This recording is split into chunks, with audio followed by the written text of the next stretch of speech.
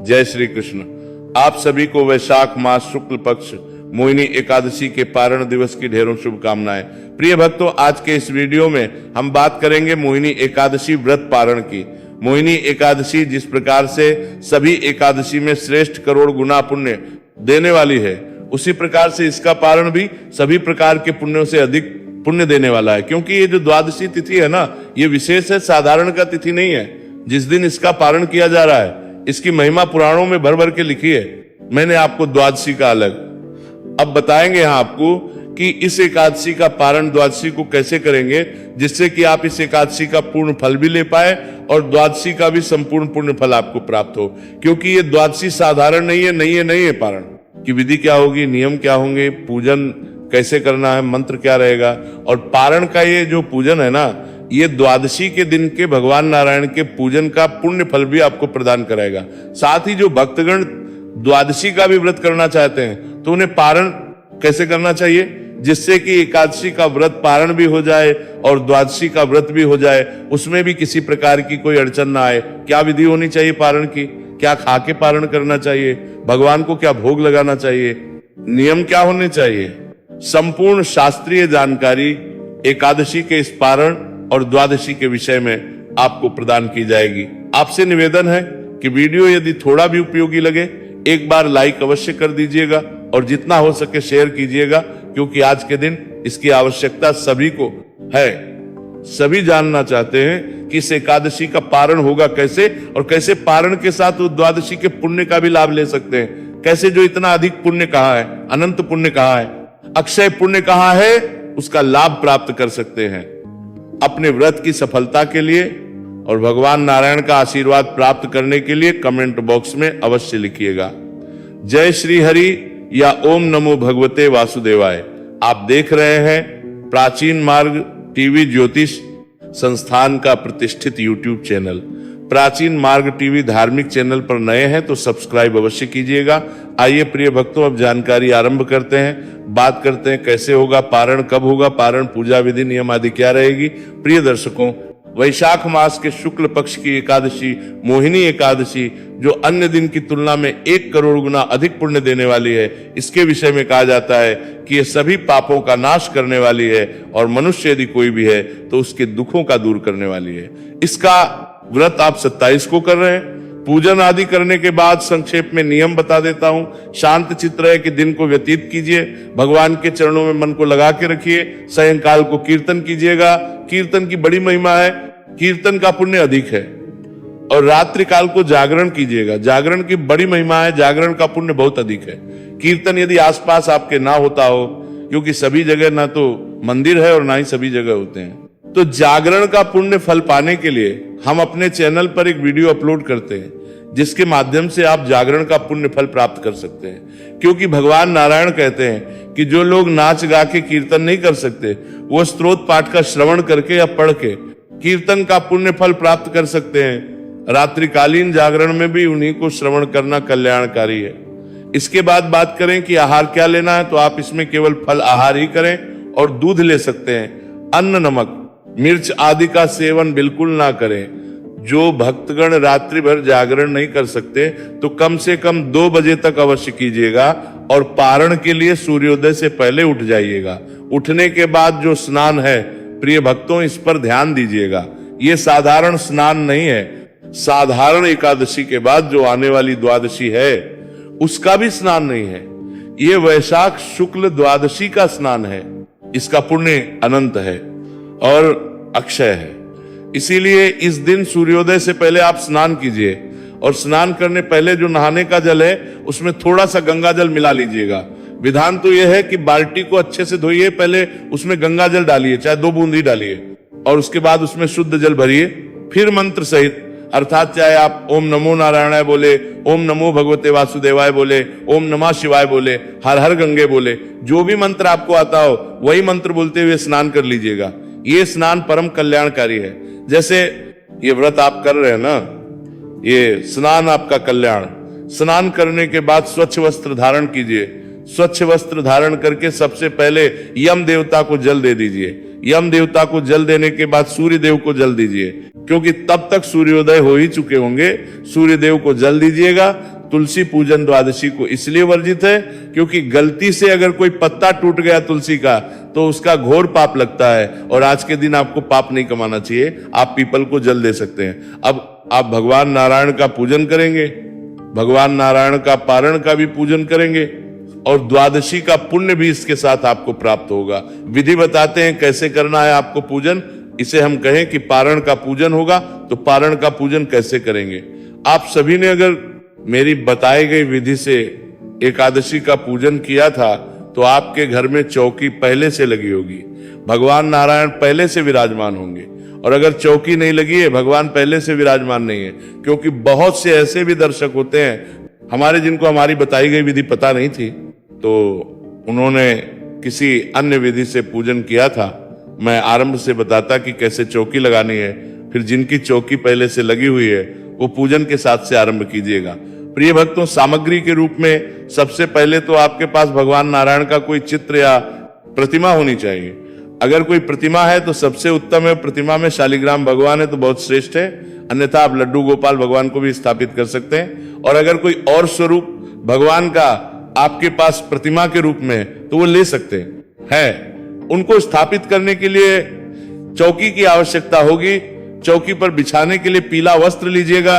रोली, पान, सुपारी, लौंग, इलायची, धूप, दीप, इत्र, जनेऊ, पंचामृत बनाने के लिए कच्चा दूध, दही, घी, शक्कर और गंगाजल, शहद के दान की बड़ी महिमा है। आज शहद दान करेंगे, परंतु जो हम अभी यहाँ पंचामृत बनाएंगे उसमें शहद का प्रयोग नहीं किया जाएगा, क्योंकि द्वादशी पर यूं तो शहद वर्जित होता है, पर इस द्वादशी की महिमा कुछ अलग है। इस द्वादशी पर काले तिल और शहद का दान परम कल्याणकारी है। इसके बारे में आगे बताऊंगा। मैं पहले पूजन करता हूं, फिर मैं आज की बाकी जो जानकारियां हैं, पूर्ण जानकारियां हैं इस दिन की, जो शास्त्रों में भर भर के लिखी है, वो आपको बताऊंगा। तो ये सारी सामग्री आप एकत्र कीजिए। सारी सामग्री एकत्र करके जो भी आपके घर में पूजा स्थल है, जहां बैठ के आप पूजन करते हैं, वहां एकत्र करके बैठ जाइए आसन लगा के। एक लोटा लीजिएगा तांबे का, उसको अच्छे से मान लीजिए। उसमें पहले थोड़ा गंगा जल भरिए, फिर शुद्ध जल भरिए, और फूल के माध्यम से जिस स्थान पर बैठकर पूजन कर रहे हैं वहां पर, और जो सामग्री है उसके ऊपर जल के छींटे दीजिए। इससे ये पवित्र हो जाएगा, सामग्री शुद्ध हो जाएगी, क्योंकि सामग्री आप तक आने से पहले बहुत सारे लोगों के हाथों से निकली होगी और ना जाने कौन किस अवस्था में था। इसीलिए इसका शुद्धिकरण बड़ा आवश्यक होता है। ओम अपवित्र पवित्रो वा सर्वावस्था गतो पिवा यह स्मृत पुंडरीकाक्षं सब बाह्याभ्यंतर शुचिया। इस प्रकार जल छींटे दे के आपने स्थान को शुद्ध किया, सामग्री को पवित्र किया। अब आप चौकी लगाइए, पीला वस्त्र बिछाइए, भगवान को विराजमान कीजिए इसके ऊपर। उनके सामने घी का दिया रखिए। घी का दिया सीधे हाथ की ओर रहेगा, विपरीत दिशा में धूप रखिएगा। अगर तेल का दिया रख रहे हैं तो आप उल्टे हाथ की ओर रखेंगे। इस प्रकार से भगवान की आपने स्थापना की है। अब एक किसी और पात्र में, किसी कटोरी में ले लीजिए या किसी दूसरे लोटे में थोड़ा सा गंगा जल युक्त जो जल लोटे में भरा है, उसी में से इसमें डाल लीजिए। यह आपकी आचमनी के लिए प्रयोग होगा। चम्मच से अपने हाथ पे जल और हाथ धो लीजिए। हाथ धोने के बाद अब एक एक मंत्र पर 2-2 बूंद जल आपने पान करना है, पीना है चम्मच से। इस हाथ पे जल लीजिएगा, सीधे हाथ पे, और एक मंत्र पर पी जाइएगा। ऐसे 3 बार में आप 6 बूंद के आसपास जल पिएंगे। ये विधान बता रहा हूं मैं। जो लोग निर्जला एकादशी व्रत करते हैं ना, उसके अनुसार, क्योंकि निर्जला एकादशी में जलपान नहीं कर सकते, जल पी नहीं सकते, पर जो आचमनी करते हैं ये आवश्यक प्रक्रिया है, और इसमें 6 मासा जल पी सकते हैं। ऐसा शास्त्रीय विधान है, इसमें कोई दोष नहीं है। तो जल लीजिएगा, पी जाइएगा। ओम माधवाय नमः, जल लीजिए, पी जाइए। ओम केशवाय नमः, जल लीजिए, पी जाइए। ओम नारायणाय नमः, जल लीजिए, पी जाइए। ओम ऋषिकेशाय नमो नमः, बायां हाथ पे जल लीजिए और हाथ धो लीजिए। अपने आप को तिलक कीजिए, मौली बांधिए। पारिवारिक जन बैठकर पूजन कर रहे हैं तो उन्हें भी तिलक कीजिए, मौली बांधिए। अब आप दीप प्रज्वलन कीजिए। जिन्होंने कल चौकी लगा ली थी वो भी अपनी चौकी पर कल की जो वस्तुएं आपने अर्पित की होंगी, भोग, प्रसाद आदि, पत्र, पुष्प, उनको साफ सफाई कीजिए। नया दीपक लगाइए। हम दीप प्रज्वलन करेंगे और दीप प्रज्वलन करते हुए पूजन को आगे बढ़ाएंगे। शुभम करोति कल्याणम आरोग्यम धन संपदा शत्रु बुद्धि विनाशाय। दीप ज्योति नमो वस्तुते, दीपो ज्योति परम ब्रह्म, दीपो ज्योतिर्जनार्दन, दीपो हरतु में पापम संध्या दीप, नमो वस्तुते धूप और दीप को प्रज्वलित कीजिए। अब आप संकल्प करेंगे, मैं उस विधान से भी बता रहा हूं, साथ के साथ जो द्वादशी को भगवान नारायण के पूजन का लाभ लेना चाहते हैं, जिन्होंने एकादशी किया है उनका संकल्प तो कल ही हो चुका है, तो आज उनको संकल्प करने की आवश्यकता नहीं है। परंतु जिन्होंने कल संकल्प नहीं किया था, एकादशी का व्रत किया है, तो वो इसका संकल्प करेंगे। और जो दर्शक केवल द्वादशी के दिन भगवान नारायण के पूजन की जो महिमा है ना, उसका लाभ लेना चाहते हैं, तो वो भी संकल्प करेंगे। उनके संकल्प के लिए जल लीजिए, हाथ पे पुष्प लीजिए, दक्षिणा के रूप में जो भी रखना चाहे वह रख सकते हैं। 3 बार बोलिए ओम श्री विष्णु, ओम श्री विष्णु, ओम श्री विष्णु। अपना नाम, अपना गोत्र, जिस स्थान पर बैठकर संकल्प कर रहे हैं वहां का मकान नंबर, क्षेत्र का नाम, शहर का नाम, वैशाख मास से शुक्ल पक्ष द्वादश पुण्य तिथि, आयु आरोग्यता प्राप्त अर्थात सुख संपत्ति प्राप्त अर्थात भगवान नारायण प्रसन्नार्थ, एकादशी द्वादशी नारायण पूजन संकल्प शंकर बोलिए, सो श्री विष्णुदेव, और यह संकल्प भगवान के चरणों में अर्पित कर दीजिए। अब आप भगवान का पूजन आरंभ करेंगे। भगवान के सामने एक पात्र रख दीजिए, कटोरी आदि रख दीजिए, जिसमें पूजा की सामग्री आप अर्पित करेंगे। ये जो लोग तस्वीर पर पूजन कर रहे हैं ना, वो लोग कटोरी आदि रख दीजिए। तस्वीर को स्नान आदि तो आप करा नहीं सकते, तो जलादि सब उसमें अर्पित करेंगे। जिनके पास प्रतिमा है, शालिग्राम भगवान है, तो आप किसी पात्र में उनको विराजमान कीजिए, जिसमें कि हम स्नान कराएं तो जल इधर उधर ना फैले। सबसे पहले भगवान को पाद्य अर्घ्य आजमन ही अर्पित किया जाता है। एक एक चम्मच जैसे जैसे मंत्र में मैं बोलता जाऊं वैसे वैसे अर्पित कीजिएगा। ओम नारायणाय नमः, शिवाय नमः, गोविंदाय नमो नमः। एकादशी द्वादशी उपलक्ष्य श्री नारायण पूजन अंतर्गत भगवान नारायण तो पद प्रक्षालन के लिए जल अर्पित कीजिए। 1 चम्मच जल भगवान के पैरों पर अर्पित कीजिए। जो तस्वीर पर पूजन कर रहे हैं वो सामने रखे, पात्र में अर्पित कीजिए। ओम नारायणाय नमः, शिवाय नमः, गोविंदाय नमो नमः के रूप में 1 चम्मच जल भगवान को अर्पित कीजिए। और जो तस्वीर पर पूजन कर रहे हैं वो सामने रखी कटोरी में जल अर्पित कर दीजिए। अब भगवान को आचमनी कराएंगे। आचमनी के रूप में 1 चम्मच जल भगवान के सामने रखे, पात्र में अर्पित कीजिए। आचमनी कराने के बाद आप भगवान को स्नान कराएंगे। स्नान पे जो लोग तस्वीर पर पूजन कर रहे हैं वो मन में भाव रखिएगा कि आप खूब सारे जल से भगवान को नहला रहे हैं, और सामने रखे पात्र में 1 चम्मच जल अर्पित कीजिएगा। जो प्रतिमा का पूजन कर रहे हैं, जिनके पास शालिग्राम भगवान है, वो शंख है तो शंख में जल भर लीजिए, उसमें पुष्प है तो पुष्प डाल दीजिए और उससे भगवान को स्नान कीजिएगा। ओम नमो नारायणाय, इस प्रकार से मुंह से नारायण बोलते रहिएगा। ओम नमो नारायणाय, ओम नमो नारायणाय, ये बोलते हुए स्नान कराइए। खूब सारे जल से शंख में भर के ये स्नान बड़ा कल्याणकारी है। भगवान का इस जल को आप चरणों तक के रूप में अलग से निकाल के रख सकते हैं, आप इसका पान कर सकते हैं। बाद में परम पुण्यदायी है, और इसके बाद आप पंचामृत से स्नान कराएंगे। जो लोग तस्वीर पर पूजन कर रहे हैं तो पंचामृत को पुष्प पर लगा लीजिए, और जो प्रतिमा पर पूजन कर रहे हैं तो पंचामृत से अभिषेक कराइए, भगवान को नहलाइए अच्छे से। पंचामृत शहद प्रयोग नहीं करना है, पंचामृत समर्पित कीजिए, भगवान को पंचामृत से नहलाइए। और पंचामृत से नहलाने के बाद आप शुद्ध देव तक स्नान कराएंगे। शुद्ध देवता का स्नान शुद्ध जल से स्नान होगा। अगर आपके पास सफेद चंदन है तो उसमें डाल लीजिएगा, अन्यथा कोई बात नहीं। गंगा जल युक्त जो जल है उसी से आप भगवान को स्नान कराएं, और जो तस्वीर कर रहे हैं वो सामने रखे, पात्र में 1 चम्मच जल अर्पित कर दीजिए। भाव रखिए कि खूब सारे जल से आप भगवान को स्नान करा रहे हैं। शुद्ध जल समर्पित कीजिए। भगवान को शुद्ध तक स्नान कराने के बाद अब भगवान को वहां से उठाइए उस पात्र से, और अपने आसन पर विराजमान कीजिए। अब भगवान को सबसे पहले वस्त्र अर्पित करेंगे। जिनके पास पीले रंग का कोई वस्त्र है जो ला सकते हैं भगवान नारायण के लिए, तो पीले रंग का वस्त्र आज भगवान को अर्पित कर सकते हैं, क्योंकि द्वादशी की बड़ी महिमा है। और जो एकादशी का पूजन कर रहे हैं या द्वादशी वाले भी जो पीला वस्त्र नहीं ला सकते, मौली का एक टुकड़ा तोड़िएगा और भगवान को वस्त्र के रूप में अर्पित कीजिएगा। जनेऊ लेनी है, जनेऊ रोली, कुमकुम आदि से तिलक कर लीजिएगा। सफेद जनेऊ नहीं चढ़ाते, पहले तिलक कीजिएगा फिर चढ़ाइएगा। ओम यज्ञो पवित्रम परमम पवित्रम प्रजापतेर्यत् सहजम पुरस्तात् आयुष्यमग्रम प्रतिमुच शुभ्रम यज्ञो पवित्रम बलमस्तु तेजः जनेऊ अर्पित कीजिएगा। अब आप इत्र लीजिए, इत्र को फूल पे लगा लीजिए और भगवान को अर्पित कीजिएगा, तिलक कीजिए। तिलक कैसे करेंगे? रौली से तिलक कीजिएगा, प्रेम से तिलक कीजिए। भगवान को तिलक करने के बाद पुष्प अर्पित करेंगे।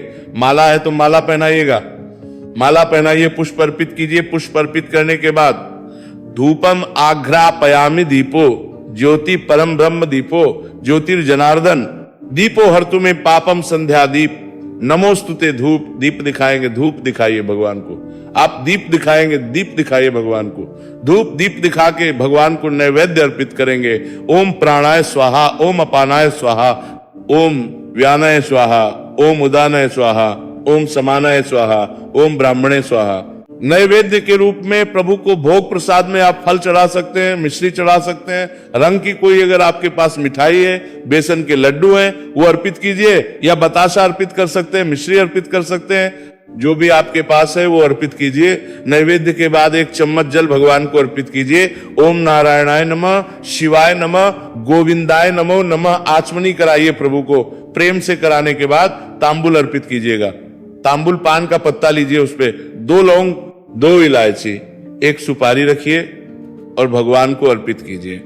ओम नारायणाय नमः, शिवाय नमः, गोविंदाय नमो नमः। शुभ दक्षिणा। जो भी दक्षिणा आप चढ़ाना चाहते हैं भगवान को, वह दक्षिणा चढ़ाइए और हाथ जोड़ के नमस्कार कीजिए। इस प्रकार से ये पूजन किया है, ये द्वादशी के पुण्य को देने वाला भी है और पारण के पुण्य को देने वाला भी है। ये पूजन करने के बाद अब आप जो तुलसी माता की कथा है उसका श्रवण कर सकते हैं, वह पारण पर सुनी जाती है। तदोपरांत भगवान की आरती कीजिए। आरती करने के बाद आपने जो भोग प्रसाद यदि कुछ बनाया है, भोग प्रसाद में जैसे आज के दिन आपने मीठे चावल बनाए हो, उसके साथ दही रख दीजिए, उसका प्रसाद भगवान को लगाइए। पीले चावल का भोग लगा सकते हैं भगवान को। आप पीले चावल अर्थात नमकीन बनाते हैं, आप चावल उसका भोग लगा सकते हैं। सात्विक आहार कोई भी आप बनाएं और उसका भोग लगाएं। आज का जो दिन है ना, ये भगवान को भी और यम देवता के नाम का भी, पितरों के नाम का भी चावल और दही का दान बड़ा कल्याणकारी है। तो भगवान को चावल और दही का भोग लगाएंगे तो उत्तम रहेगा। थाली भगवान के सामने रखिए। हम मंत्र पढ़ते हैं, पर्दा कर दीजिए, ताली बजाइए, पर्दा हटा दीजिए, जलाशमिंदी कराइए भगवान को। जल लीजिए, थाली के चारों तरफ घुमाइए और छोड़ दीजिए। सर झुका के थाली वहां से उठा लीजिए, बाकी प्रसाद में मिला दीजिए। इस प्रसाद को जब आप व्रत खोलेंगे तो सबसे पहले अन्न इसी में से खाएंगे। जो लोग द्वादशी का व्रत कर रहे हैं वो आज अन्न खाएंगे नहीं, उनके लिए आगे मैं विधान बता रहा हूं। अब आप हाथों में पुष्प ले लीजिए, पुष्प लेके खड़े हो जाइए। जैसे मैं बोलता हूं वैसे निवेदन कीजिए। आवाहन परमेश्वर, हे प्रभु, ना हम आपका आवाहन जानते हैं, ना पूजन जानते हैं, ना विसर्जन जानते हैं, हम तो अज्ञानी जीव हैं। जैसी बन पड़ी है वैसी सेवा आपके श्री चरणों की है भगवान। इसमें जाने अनजाने में हमसे कोई गलती, कोई त्रुटि, कोई भूल हो गई हो तो उसे क्षमा कीजिएगा। आप दया सिंधु हैं, हम आपके बालक नादान हैं। भगवान, हमने ये जो एकादशी का व्रत किया और आज द्वादशी को पारण का हमने पूजन किया, इसमें हमसे कोई गलती, कोई त्रुटि हुई हो और हम द्वादशी का पुण्य प्राप्त करने के लिए आपका जो ये पूजन कर रहे हैं, इसमें हमसे कोई गलती या त्रुटि कोई हो गई हो तो उसे क्षमा कीजिएगा और दया का आशीर्वाद प्रदान कीजिएगा। आपको अर्पित करने के लिए हमारे पास कुछ नहीं है, तन मन धन सब आप ही का है, हमारे पास केवल क्या है। परमेश्वर भगवान, ये पत्र पुष्प की भेंट है, इसे आप स्वीकार करें और दया का आशीर्वाद प्रदान करें। वह पुष्प चरणों में अर्पित कर दीजिए। हाथ जोड़ के नमस्कार कीजिए। माताएं बहनें हाथ जोड़कर सर झुका के नमस्कार करें। पुरुष जन जो है दंडवत प्रणाम करें, खड़े खड़े परिक्रमा कर लीजिए। यानी इस प्रकार से आपने ये पूजन पूर्ण किया है। ये पूजन करने के बाद अब आपको ब्राह्मण को दान दक्षिणा देनी चाहिए। सबसे पहले तो अगर आपके लिए संभव है तो किसी ब्राह्मण को घर पे बुलाइए, भोजन आदि कराइए, दान दक्षिणा आदि दे के विदा कीजिए।